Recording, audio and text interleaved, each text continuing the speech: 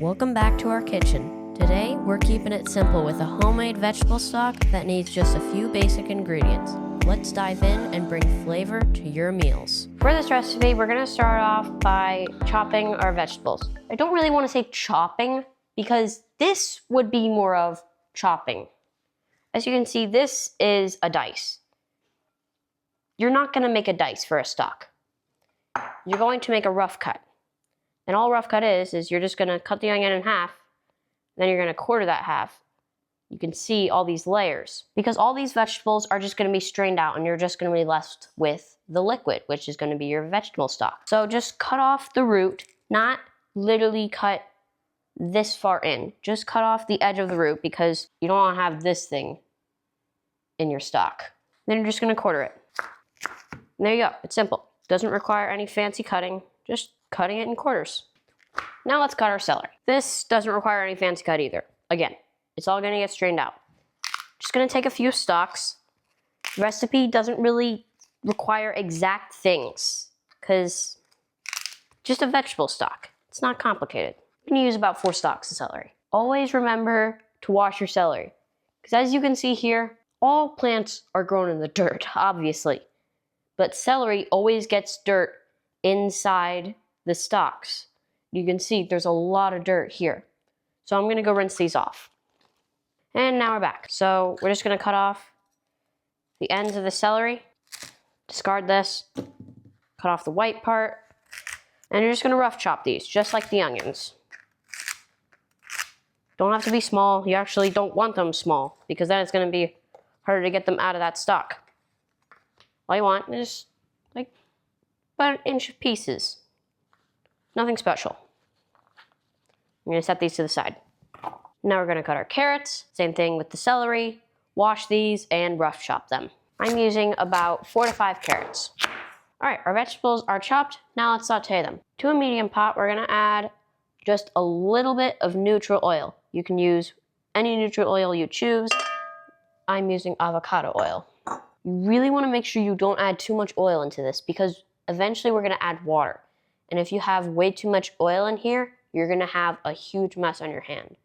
Because when hot oil comes in contact with any hot water or whichever one is hot, it's gonna splatter, oil is gonna burn people, the water is gonna burn people, and you do not want that. So don't add too much. While our pan is heating up, I just wanna take a moment and talk to you about different alternatives you can use in this recipe. You can choose to use a lot of different vegetables in here as long as they're not starchy, like corn, potatoes, and broccoli. Carrots add a subtle sweetness to your stock. Celery provides a savory, earthy flavor. Onions add depth and aroma. Garlic for a mild pungency.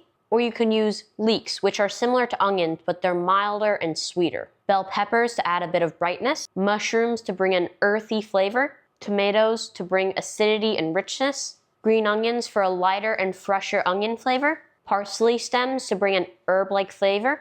And kale stems or spinach, which is mild and nutritious but adds a subtle green flavor. These are all the optional vegetables you can use for this. You don't need to use them if you just have onions, celery, and carrots on hand. Those are the least amount of things you need for a stock. You don't need much, but those will add depth to your flavor. But for this recipe, I'm just gonna show you simple ingredients you need for this. Now to our pan, we're just gonna saute our vegetables. So we're gonna add in our vegetables to our oil. Be careful not to splatter it on you. We're gonna add a whole garlic clove. Doesn't need to be minced, just drop one in. We're just gonna saute these until they're soft. If you are using any other vegetables and they are sauteable, then this is when you're gonna wanna add them into the pan. And all the sauteing process is doing is it's bringing out all the flavors of the vegetables. Now our vegetables are softened, so we're just gonna lower our heat to a really low heat. Wait for this to go down a little bit. Then we're gonna add 4 cups of water. This recipe is gonna make 1 quart of stock. So if you wanna make more, just add a little bit more of everything. Again, this recipe does not need exact measurements. Then in this, we're gonna add another garlic clove, a bay leaf, some pepper, and our remaining vegetables that are not sauteable. I'm using a handful of spinach. Remember, with spinach, it's always going to wilt down when it gets hot. So don't worry if it takes up most of the pan. It's gonna shrink down when we let this simmer. Just gonna combine all these ingredients. Now let's raise our heat and bring this to a simmer. And if you have it, this is basically optional, but if you have it for a little bit of extra flavor, add a thyme sprig and a little bit of parsley stems into this. So this is really hard to figure out when it's actually at a simmer, but you have to use your senses. You can see little tiny bubbles coming up because it's just so hearty that bubbles can't just come up as you would with just straight water. And you can also hear it boiling. Hear little bubbles coming up. When it's at this point, you're gonna put on your lid and let it sit for 15 minutes. And I'll show you what it looks like when it's finished. It has been 15 minutes, and let's reveal what this stock looks like.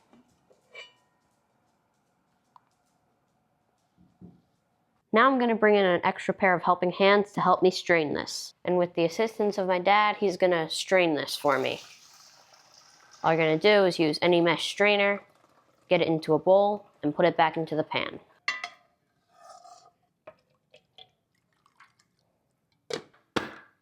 And there you have it. A quick, simple vegetable stock that requires very minimal ingredients and just takes a little bit of time, not that much effort. If you enjoyed this video, consider subscribing to my channel, smash that like button, and I'll see you on the next recipe.